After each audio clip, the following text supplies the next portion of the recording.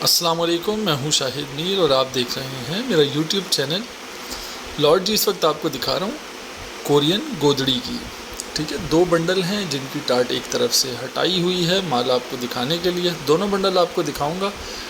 اس میں دیکھیں گودڑی بھی ہوتی ہے، رلی بھی ہوتی ہے، اور کچھ پیس جو ہے اس میں رضائی کے بھی ہوتے ہیں، جو کوریا کی گودڑی آتی ہے۔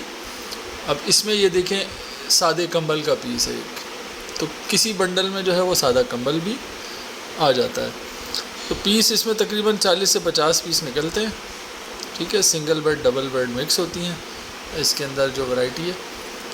یہ دوسرا بنڈل بھی دیکھ لیں، ٹھیک ہے۔ ریٹ اس کا بہت ہی مناسب ہے، صرف اور صرف 9,000 روپے میں ملے گا آپ کو 80 کے جی کا بنڈل۔ مال اس میں دیکھیں اچھا ہلکا دونوں قسم کا آپ کو ملے گا۔ اس میں صاف پیس بھی نظر آ رہے ہیں، تھوڑے رف بھی نظر آ رہے ہیں۔ تو آرڈر کرنے کے لیے آپ واٹس ایپ پہ رابطہ کر سکتے ہیں، نمبر اسکرین پہ آپ کو شو ہو رہا ہے۔ امید کرتا ہوں اسٹاک کے حوالے سے آپ کو آئیڈیا ہو گیا ہوگا۔